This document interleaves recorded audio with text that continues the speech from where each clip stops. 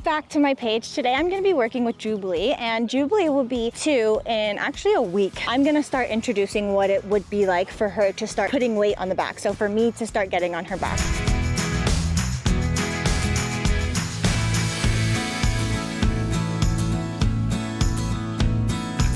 And I'm gonna show you guys how I do it and how I do it safely. I feel like I heard somebody call it the curry comb method one time, like way back when. So that's kind of what I've always referred to it as. And what it means is I'm gonna jump on her back and I'm gonna just rub my whole body along her. And I'll show you what that is and then seeing what she'll do. So if she hasn't been cinched yet, this will be her first time. And I'm just gonna do it with a bareback pad and see what she does. I say the best horses are gonna be ones that you're like the biggest idiot around. So like the ones that you jump around and they're not gonna react. So like I do this next to my horses all the time.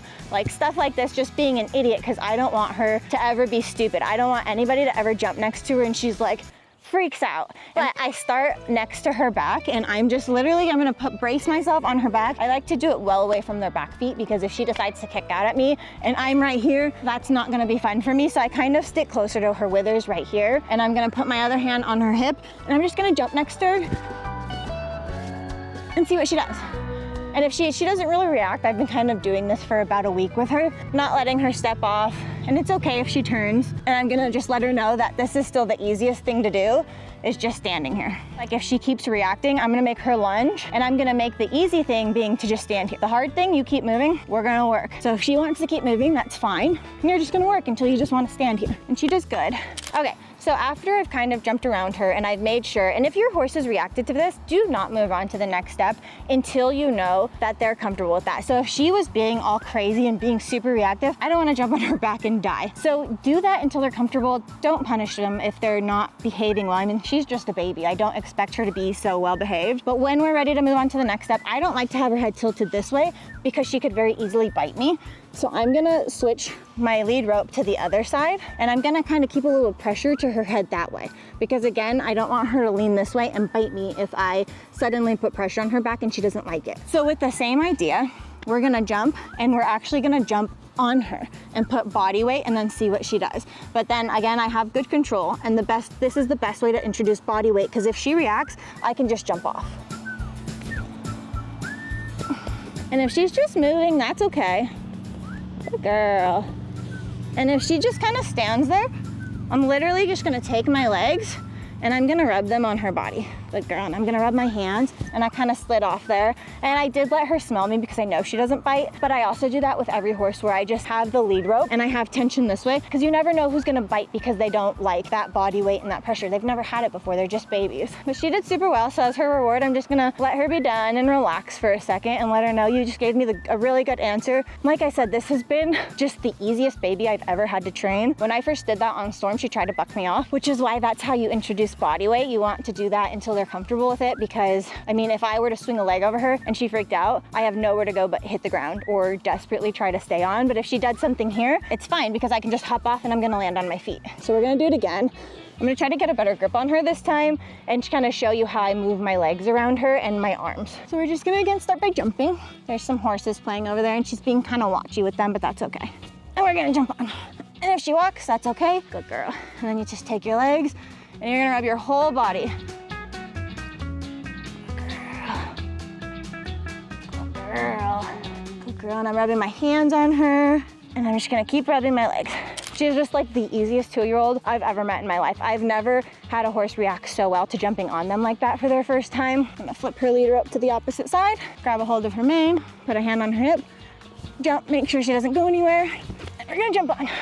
Rub her whole body. I like to rub literally everywhere to make sure that she's not reactive with anywhere.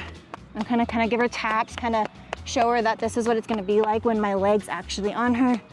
Give her a good butt tap. She's so easy. I'm just gonna throw a bareback pad on her, cinch her up and see how she does. She's never had anything on her back other than just then, so let's see how she reacts to being cinched. When you saddle your horse for the first time, I personally do not like to tie my horse up. I'm just gonna loop their lead rope over their neck, because if she freaks out, she's gonna try to take the whole panel down with her. I'd rather let her freak out and be able to run around and be able to calm herself down. I don't want her freaking out against the fence panel, because she can get hurt, you can get hurt, everybody can get hurt. So it's a good thing to know and to teach them to just be able to stand here. If I'm standing here, you should be able to just stand here calmly, and you can see she's pretty well used to standing in front of a fence. So we're just gonna take our bareback pad, No reaction. She's the weirdest 2-year-old in the world with that stuff. And I'm gonna do it very slowly. So when you cinch them for the first time, she's never had this kind of pressure around her belly. So I'm just gonna start out very slow. This might be too big on her because it's storms. And again, we're just gonna go kind of slow. Make sure she doesn't have any weird bad reactions. And I'm gonna try to go one more hole and see what she does. That she didn't like as much, but she didn't buck. I'm gonna let her walk around. Nothing. You're too easy. You wanna move to the middle and I'm gonna see if she'll run around with it. Once it's on her, I like to do stuff like this in a round pen because if she does freak out, it's in a little enclosed area. What she does with it on, yeah, there she goes. That's kind of a pretty typical reaction to being cinched the first time, which is why I like to start in a bareback pad. And you can see it's really loose and that's still her reaction. She also could just be bucking because she's very fresh. She's been in the stall for a few days, hasn't really had a lot of time to run around and play, but it's more than likely it's because she has got a cinch on.